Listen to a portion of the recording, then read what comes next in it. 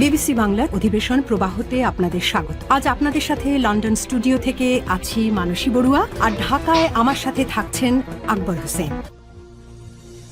শুরুতেই জানিয়ে দিব এই মুহূর্তের সর্বশেষ গুরুত্বপূর্ণ আপডেট বাংলা সংবাদ।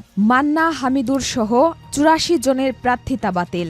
একাদশ সংসদ নির্বাচন উপলক্ষে প্রার্থীদের মনোনয়নপত্র যাচাই বাছাই করছে নির্বাচন কমিশন ইসি, যা চলবে আগামী ৪ জানুয়ারি পর্যন্ত। এরপর আপিল দায়ের নিষ্পত্তি এবং প্রার্থিতা প্রত্যাহারের প্রক্রিয়া শেষে আগামী ১২ ফেব্রুয়ারি ভোট গ্রহণ অনুষ্ঠিত হবে। গতকাল সাপ্তাহিক ছুটির দিনেও বিভাগীয় কমিশনারের কার্যালয় এবং নির্বাচন কমিশনে মনোনয়ন যাচাইয়ের কাজ অব্যাহত থাকে। এদিকে ইসলামী আন্দোলনের ৯ জানুয়ারির মহাসমাবেশ স্থগিত। প্রাথমিকের নিয়োগ পরীক্ষা ও নির্বাচনী পরিবেশের প্রতি সম্মান জানিয়ে ৯ জানুয়ারির পূর্ব ঘোষিত মহাসমাবেশ স্থগিত করেছে ইসলামী আন্দোলন বাংলাদেশ। আজ দুপুরে দলের আমির মুফতি সৈয়দ মোহাম্মদ রেজাউল করিমের সভাপতিত্বে ইসলামী আন্দোলনের কেন্দ্রীয় কমিটির নিয়মিত বৈঠকে এ সিদ্ধান্ত নেওয়া হয়।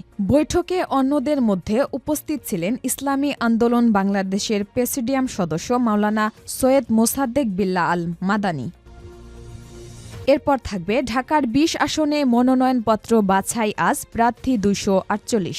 ঢাকা জেলার ২০টি সংসদীয় আসনে মনোনয়নপত্র বাছাই হবে আজ শনিবার। এর আগে মনোনয়নপত্র জমাদানের শেষ দিন গত সোমবার পর্যন্ত এই আসনগুলোতে মোট ২৪৮ জন প্রার্থী মনোনয়নপত্র দাখিল করেছিলেন। সংশ্লিষ্ট সূত্র জানায়, আজ সকাল ১০টায় ঢাকার ২০টি আসনের জন্য নির্ধারিত ৩ রিটার্নিং কর্মকর্তা, ঢাকা বিভাগীয় কমিশনার, ঢাকা আঞ্চলিক নির্বাচন কর্মকর্তা এবং ঢাকা জেলা প্রশাসকের কার্যালয়ে আসনারি মনোনয়নপত্র বাছাই করা হবে। এবারে জানিয়ে দিব, খালেদা জিয়ার কবর জিয়ারত করলেন নাতনি জাইমা সহ পরিবারের সদস্যরা। বিএনপি চেয়ারপারসন ও সাবেক প্রধানমন্ত্রী বেগম খালেদা জিয়ার কবর জিয়ারত করেছেন তার নাতনি জাইমা রহমান সহ পরিবারের সদস্যরা। আজ সকাল 10:30টার দিকে রাজধানীর জিয়া উদ্যানে কবরে শ্রদ্ধা জানাতে যান তারা। এ সময় খালেদা জিয়ার ছোট ছেলে আরাফাত রহমান কোকর, স্ত্রী শমিলা রহমান এবং মেয়ে জাহিয়া রহমান সহ পরিবারের অন্যান্য সদস্য উপস্থিত ছিলেন। কবর জিয়ারত সময় তারা কবরের পাশে দাঁড়িয়ে পবিত্র কোরআন তেলাওয়াত করেন। এরপর দোয়া ও মুনাজাত করেন। প্রায় ২০ মিনিট সেখানে অবস্থান শেষে পরিবারের সদস্যরা চলে যান। এবং সর্বশেষ জানিয়ে দিব, খালেদা জিয়ার মৃত্যু পালিত হচ্ছে ৩য় দিনের রাষ্ট্রীয় শোক। সাবেক প্রধানমন্ত্রী ও বিএনপি চেয়ারপারসন খালেদা জিয়ার মৃত্যুতে আজ ৩য় ও শেষ দিনের মতো রাষ্ট্রীয় শোক পালিত হচ্ছে। দিনটি ঘিরে দেশের সকল মসজিদ, মন্দির, গির্জা ও প্যাগোডা সহ সব ধর্মীয় উপাসনালয়ে বিশেষ দোয়া ও প্রার্থনার আয়োজন করা হয়েছে।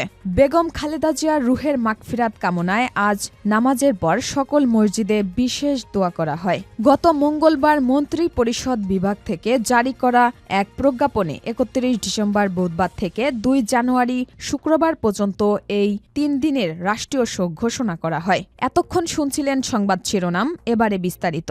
তবে তার আগে বন্ধুরা, কমেন্ট করে আপনি আপনার মূল্যবান মতামত জানিয়ে দিন। আপনি কোথা থেকে এবং কোন জেলা থেকে আমাদের সংবাদটি দেখছেন এবং শুনছেন, এবং আপনি যদি গাজা যুদ্ধে আপনি যদি ফিলিস্তিনি শিশুদের ভালোবেসে থাকেন, কমেন্টে ইয়েস লেখে বিশ্ববাসীকে জানিয়ে দিন। এবারে বিস্তারিত।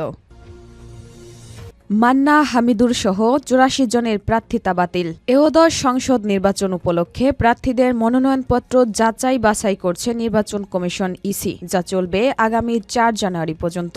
এরপর আপিল দায়ের নিষ্পত্তি এবং প্রার্থিতা প্রত্যাহারের প্রক্রিয়া শেষে আগামী ১২ ফেব্রুয়ারি ভোট গ্রহণ করা অনুষ্ঠিত হবে। গতকাল শুক্রবার সাপ্তাহিক ছুটির দিনেও বিভাগীয় কমিশনারের কার্যালয় এবং নির্বাচন কমিশনে মনোনয়ন যাচাইয়ের কাজ অব্যাহত থাকে। এদিন বিভিন্ন আসনে যাচাই বাছাইয়ে মোট ৮৪ প্রার্থীর মনোনয়নপত্র বাতিলের কথা জানা গেছে। মনোনয়নপত্র বাতিল হওয়া প্রার্থীদের মধ্যে সবচেয়ে হেভিওয়েট নাম ৩টি। বগুড়া ২ আসনে নাগরিক ঐক্যের সভাপতি মাহমুদুর রহমান মান্না, যশোর ৪ আসনে বিএনপির মনোনীত প্রার্থী টিএস আইয়ুব ও কক্সবাজার ২ আসনে জামাত ইসলামী মনোনীত প্রার্থী হামিদুর রহমান আজাদের মনোনয়নপত্র বাতিল ঘোষণা করা হয়েছে। এছাড়া দলীয় সিদ্ধান্ত উপেক্ষা করে প্রার্থী হওয়া বিএনপির ৮ জনের ও মনোনয়নপত্র বাতিল করা হয়েছে। হলফনামায় ভুল তথ্য, গরমিল, ভোটারের স্বাক্ষর না থাকা, মামলা, ঋণখেলাপির অভিযোগ সহ নানা কারণে এসব প্রার্থীর মনোনয়নপত্র বাতিল করা হয়। চট্টগ্রাম 3টি আসনে 10 প্রার্থীর মনোনয়নপত্র বাতিল করা হয়েছে। তারা হলেন চট্টগ্রাম 1 আসনে স্বতন্ত্র প্রার্থী মোহাম্মদ আশরাফ সিদ্দিকী, বিএনপির বিদ্রোহী প্রার্থী শহীদুল ইসলাম চৌধুরী, জাতীয় পার্টির মোহাম্মদ এরশাদ উল্লাহ। এর মধ্যে এরশাদ উল্লাহ নিজেই নিজের প্রস্তাবকারী হওয়ায় নির্বাচন বিধিমালা লঙ্ঘনের অভিযোগে তার মনোনয়নপত্র বাতিল করা হয়। চট্টগ্রাম 2 আসনে মনোনয়নপত্র বাতিল করা হয়েছে স্বতন্ত্র প্রার্থী জিন্নাত আক্তার, আহমদ কবির, খেলাফত মজলিসের আফরান বিন এবং গণ অধিকার পরিষদের রবিউল হাসানের। চট্টগ্রাম 3 আসনে জাতীয় পার্টির সালাম স্বতন্ত্র প্রার্থী হুমায়দুল মাওলা এবং ইসলামী আন্দোলনের বাংলাদেশের মোহাম্মদ আমজাদ হোসেনের মনোনয়নপত্র বাতিল হয়েছে। বগুড়া জেলার 3টি আসনে যাচাই বাছাই শেষে 7 প্রার্থীর মনোনয়নপত্র অবৈধ ঘোষণা করেছে বগুড়া জেলা প্রশাসক ও জেলা রিটার্নিং কর্মকর্তা তৌফিকুর রহমান। গুরুতর অসুস্থ ড কামাল হোসেন হাসপাতালে ভর্তি।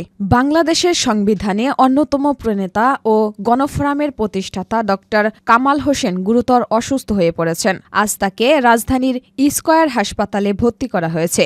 গণফোরামের প্রচার ও প্রকাশনা সম্পাদক মোহাম্মদ উল্লাহ মধু এ তথ্য নিশ্চিত করে জানান, ড কামাল হোসেন ফুসফুসজনিত সমস্যায় ভুগছেন। তিনি ড কামাল হোসেনের রোগমুক্তি ও সুস্থতার জন্য দেশবাসীর কাছে দোয়া চেয়েছেন। ড কামাল হোসেন সর্বশেষ গত বুধবার বিএনপির চেয়ারপারসন খালেদা জিয়ার জানাজায় অংশ নিতে মানিকমিয়া অ্যাভিনিউতে গিয়েছিলেন।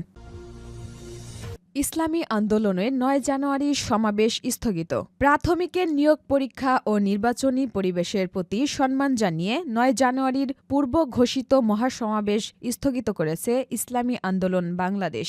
আজ দুপুরে দলের আমির মুফতি সৈয়দ মোহাম্মদ রেজাউল করিমের সভাপতিত্বে ইসলামী আন্দোলনের কেন্দ্রীয় কমিটির নিয়মিত বৈঠকে এ সিদ্ধান্ত নেওয়া হয়। বৈঠকে অন্যদের মধ্যে উপস্থিত ছিলেন ইসলামী আন্দোলন বাংলাদেশের প্রেসিডিয়াম সদস্য মাওলানা সৈয়দ মোসাদ্দেক বিল্লাহ আল মাদানী, মহাসচিব অধ্যক্ষ মাওলানা ইউনুস আহমেদ, প্রেসিডিয়াম সদস্য অধ্যাপক মাহবুবুর রহমান, যুগ্ম মহাসচিব মাওলানা গাজী আতাউর রহমান, ইঞ্জিনিয়ার আশরাফুল আলম, অধ্যক্ষ মাওলানা শেখ ফজলে রাব্বি, সহকারী মহাসচিব মাওলানা আহমেদ আব্দুল কাইয়ুম, কে এম আতিকুর রহমান, কেন্দ্রীয় সাংগঠনিক সম্পাদক শাহ ইফতেখার তারিব প্রমুখ। এর আগে শহীদ শরীফ ওসমান হাদির হত্যাকারীদের গ্রেফতার, আইনশৃঙ্খলার পরিস্থিতির উন্নয়ন ও লেভেল প্লেইং ফিল্ড নিশ্চিত করার লক্ষ্যে আগামী 9 জানুয়ারি জাতীয় সমাবেশ করার ঘোষণা দেয় ইসলামী আন্দোলন বাংলাদেশ।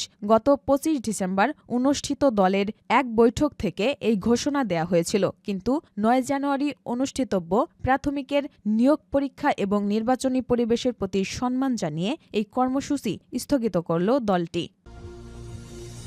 ঢাকার 20 আসনে মনোনয়নপত্র বাছাই আজ প্রার্থী 248।